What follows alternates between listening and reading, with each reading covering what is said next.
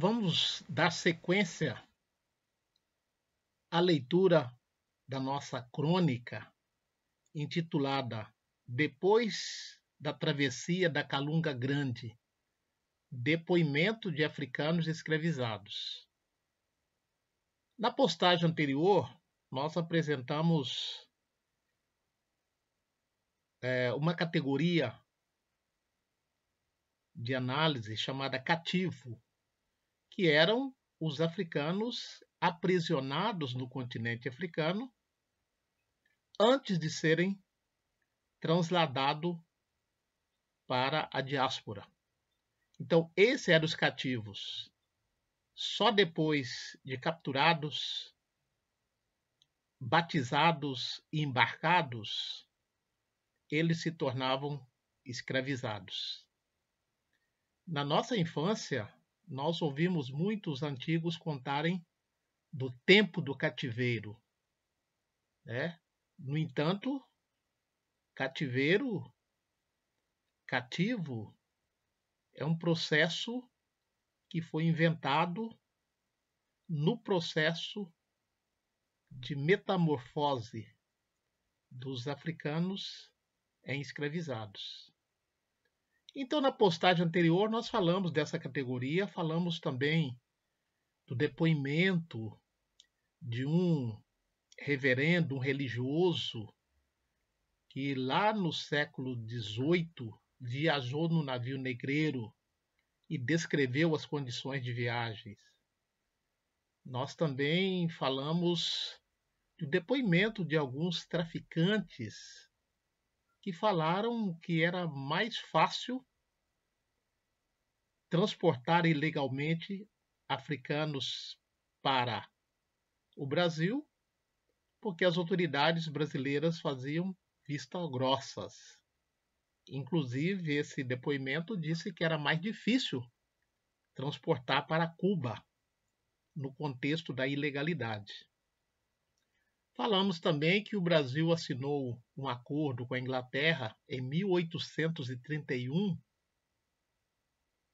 dizendo ou concordando que todos os escravizados que entrassem no Brasil depois daquela data seriam considerados africanos livres.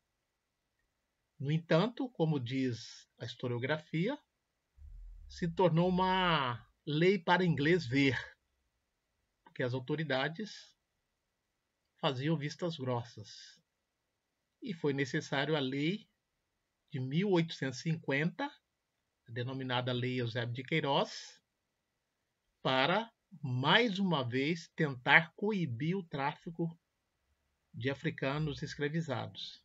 Eu falo tentar, porque mesmo depois da Lei Eusébio de Queiroz, de 1850, o tráfico ilegal persistiu ainda por algum tempo.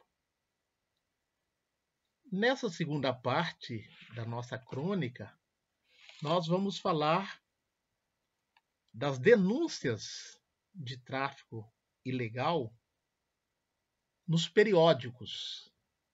Estamos usando aqui, sobretudo, os periódicos da então província de Pernambuco. Então, referindo-se ao traficante em diálogo com aquele reverendo que falou das vistas grossas que as autoridades brasileiras faziam no contexto do tráfico ilegal. O traficante que fez a declaração ao reverendo acerca do tráfico de africanos para o Brasil, mesmo após os acordos internacionais assinados, sobretudo o de 7 de novembro de 1831, tinha razão. Com um pouco mais de ação, seria possível estancar a sangria que eram as idas e vindas de navios negreiros. Os jornais nos revelam que o tráfico clandestino era assunto desde o parlamento aos cafés. Nomes de suspeitos eram ditos à boca miúda, mas também eram publicados em jornais e até denunciados pela oposição no parlamento. Mas poucas eram as punições, a impunidade imperava de norte a sul do império. Uma das muitas denúncias de que a lei de 7 de novembro de 1831 estava sendo violada foi feita na Câmara Federal e reproduzida pelo Diário Novo da cidade do Recife. Abre aspas. Porventura, deixou-se de fazer o contrabando de africanos apesar das leis, apesar dos tratados? Não sabe o nobre deputado que mesmo nas alfândegas estrangeiras se põe muitas embarcações, muitos embaraços, enfim, a fim de que não se possa conhecer de onde parte o contrabando? Fecha aspas.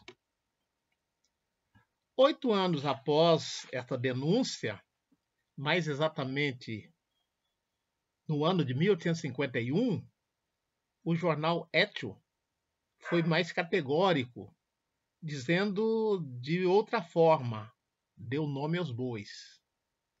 É preciso lembrar que já havia sido promulgada a Lei 581, de 4 de setembro de 1850, conhecida como Lei Eusébio de Queiroz, proibindo o tráfico de africanos para o Brasil. Pois bem, o jornal publicou aquilo que já se falava pelos 4 cantos da capital da província, qual seja, que o português Gabriel Antônio era um traficante estabelecido na cidade. Então nós vamos ler o que foi publicado no jornal,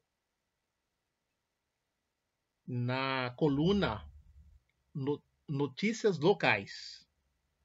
Cabo, 6 de janeiro de 1851. O que ocupa mais os ânimos por ora nessa comarca é o processo contra o contrabando de africanos para Serrambi e Siribó. O delegado de polícia, que é sócio de Gabriel Antônio, português bem conhecido e afamado contrabandista. 8 testemunhas juraram no processo.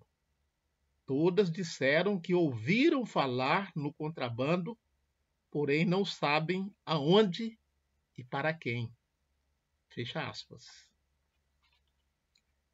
No ano anterior, o jornal A Imprensa já havia feito uma denúncia pública da existência de uma organização que contrabandeavam africanos a partir de Penedo, na vizinha província de Alagoas, sobre a conivência das autoridades da Praia da Gamela, já na província de Pernambuco, em Ciranhanhé.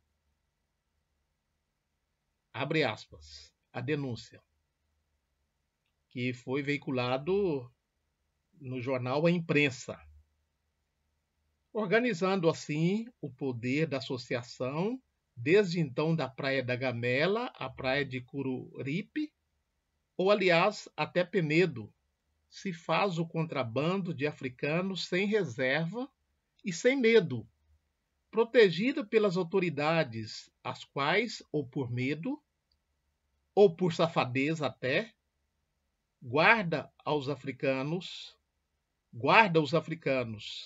e às vezes, por comiseração dos traficantes, dão-lhe alguma coisa, como aconteceu com o subdelegado de Gamela, um tal João Batista. Fecha aspas. Esse mesmo periódico corroborou o Étio quanto à participação de Gabriel Antônio no envolvimento com o tráfico de africanos e apontando um dos seus comparsas. Abre aspas. José Antônio da Rocha, estabeleceu há pouco uma sociedade no engenho Junqueira com Gabriel Antônio.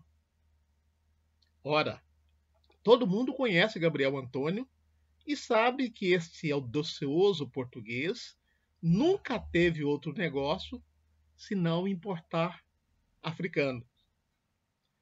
Fecha aspas.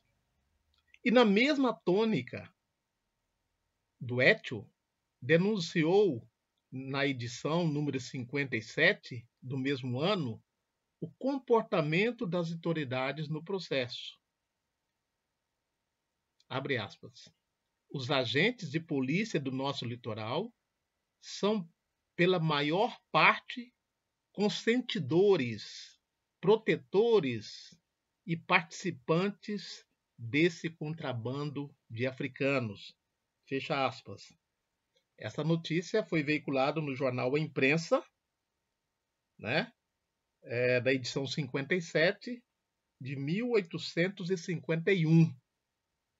Esse jornal era produzido na cidade do Recife e circulava pela província. Um dos maiores escândalos acerca do envolvimento de autoridades com o tráfico ilegal de africanos em Pernambuco foi veiculado nos jornais O Liberal Pernambucano e no Diário de Pernambuco, a partir de abril de 1856. O crime ocorreu em outubro do ano anterior, mas ganhou visibilidade no decorrer do processo. Os jornais, sobretudo os de oposição ao governo, o acusavam de conivência. O Liberal acompanhou para e passo o processo, inclusive transcrevendo trechos do relatório da Justiça. Então vamos ler um trechinho aqui desse relatório. Chamamos a atenção dos nossos leitores para o seguinte trecho do relatório que o senhor Nabuco, ministro da Justiça, apresentou à Assembleia Geral Legislativa. O trecho se refere ao contrabando de africanos cometidos em Sirinhanhé. Eilo, abre aspas, um palhabote com 162 africanos foi apreendido na Barra de Sirinhanhé, em Pernambuco, no dia 12 de outubro do ano passado. Entre a apreensão e a chegada do destacamento, foge-se a tripulação, desaparece os papéis de bordo e são roubados 47 africanos, dos quais já foram 21 restituídos à liberdade.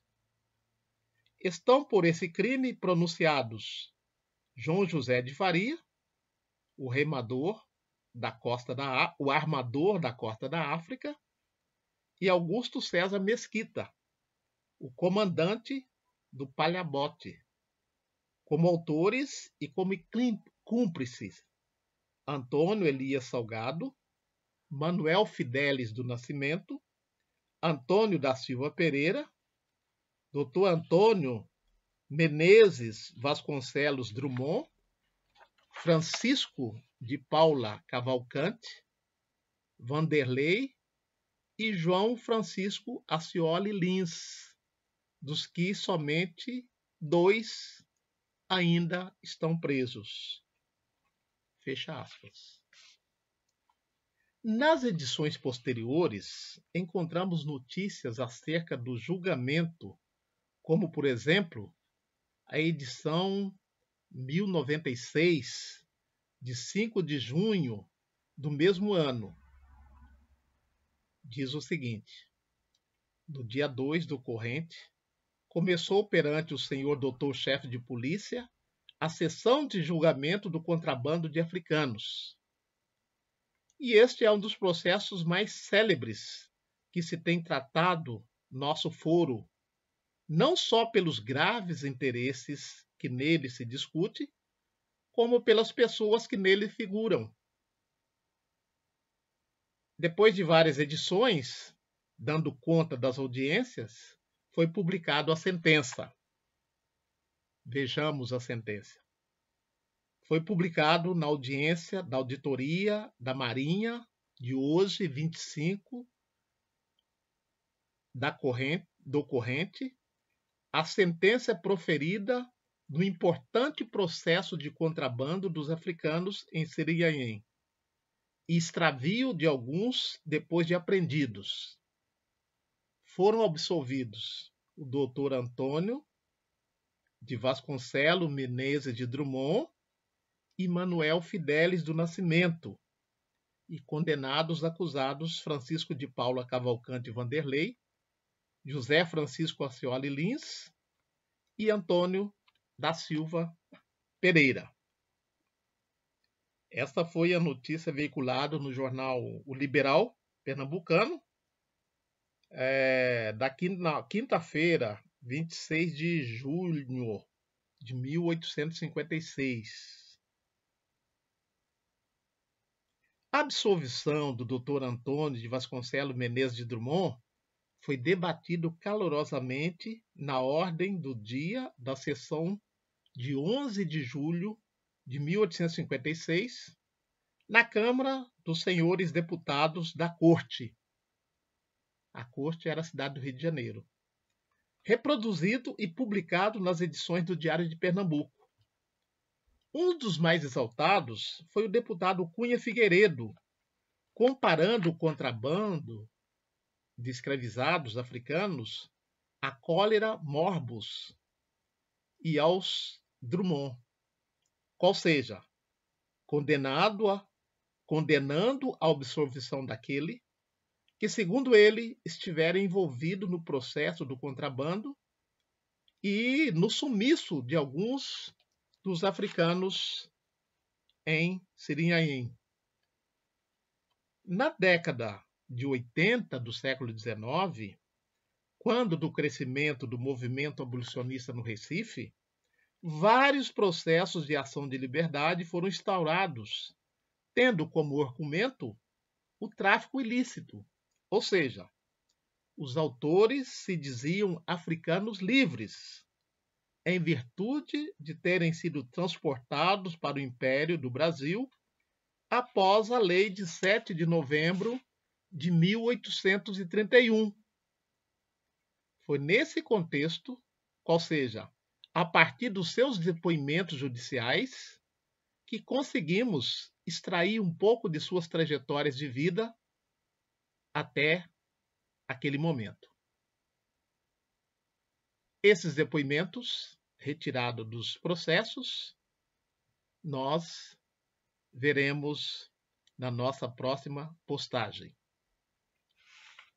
Foi-me sugerido que apresentasse alguma bibliografia acerca do tráfico de africanos escravizados, seja no contexto da legalidade ou no contexto da ilegalidade. Então, nós vamos apresentar alguma bibliografia.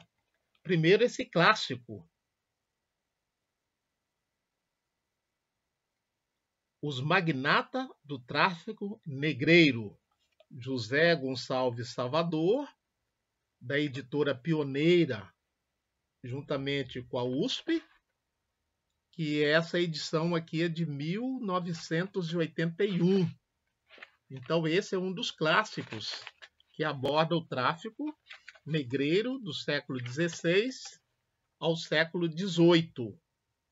Né? Nós temos aqui também, que foi citado na nossa crônica, Francis de Castelnau, Entrevista com escravos africanos na Bahia oitocentista. Esse aqui, um livro de bolso, né? Cujo conteúdo é muito rico. Essa edição aqui é de, vamos ver, uma edição de 2006, pela editora Olímpia. Aliás, editora José Olímpio. Editora José Olímpio. Deixa eu ver se eu encontro aqui a primeira edição dessa obra. Não traz. Mas, na verdade, é uma obra que foi publicada na França, não é? O título original em francês. E essa que nós temos aqui, então, é uma versão, não é? Que fala das entrevistas com alguns africanos escravizados no século XIX, na Bahia. Temos aqui 50 dias a bordo de um navio negreiro, Pasquale Grenfell Hill, né, que nós também mencionamos na nossa crônica, justamente nessa obra que menciona o depoimento do reverendo que acompanhou uma viagem de escravizados e nos descreveu as condições, as más condições em que eles se encontravam. Essa aqui também é uma publicação da editora José Olímpio, é o original em inglês do século XIX. Temos ainda memórias a respeito dos escravos e tráfico da escravatura entre o Golfo, entre a costa da África e o Brasil, apresentada à Real Academia das Ciências de Lisboa em 1793 por Luiz Antônio de Oliveira Mendes. Nós também citamos essa obra na primeira parte da nossa crônica que nós apresentamos na postagem anterior. Temos uma produção mais recente, Manolo Florentino, que, diga-se de passagem, também foi vítima da Covid. Ele faleceu muito jovem, professor da Universidade Federal do Rio de Janeiro, com muitas pesquisas sobre o tráfico. Então, a obra dele, que eu vos apresento, Em Costas Negras, uma história do tráfico de escravos entre a África e o Rio de Janeiro, publicado pela editora Companhia das Letras. Essa edição que tenho em mãos é de 1997. 1997.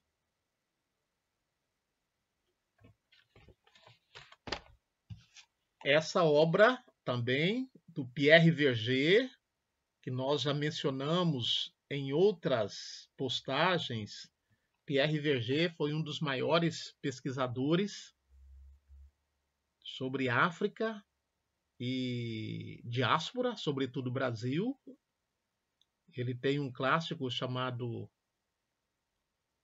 Fluxo e Refluxo, né? O tráfico de escravos entre o Golfo do Benin e o Golfo da Bahia. Esse aqui, Os Libertos, 7 caminhos da liberdade de escravos na Bahia do século XIX. Né? Então, aqui também ele colheu alguns depoimentos, né, de escravizados e nos apresenta. Todos eles africanos.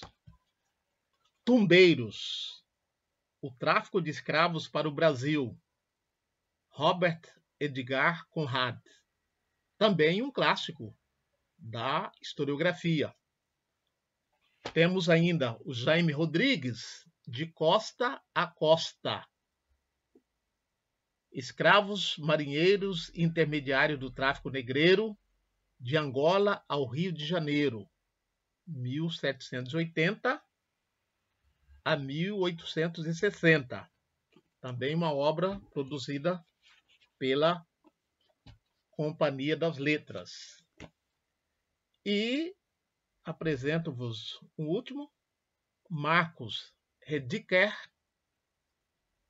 O Navio Negreiro. Navio Negreiro, publicado no Brasil pela Companhia das Letras, mas é uma publicação também no original inglês, né? Publicado no Brasil em 2011. Então, algumas bibliografia para aqueles ou aquelas que pretendem conhecer um pouco mais desse complexo negócio da escravidão, que foi também na época denominado infame comércio. Inclusive tem um livro com esse título que está aqui perdido na minha biblioteca de apoio. Eu não consegui encontrá-lo para apresentá-lo a vocês, mas em breve eu farei, logo que encontrá-lo, né? Então nota que a gente está precisando organizar melhor essa biblioteca, classificá-la melhor, inclusive. Então, nosso canal tem essa finalidade de apresentar bibliografia, apresentar pesquisas, abrir o diálogo sobre a temática África, diáspora e população africana e afrodescendente.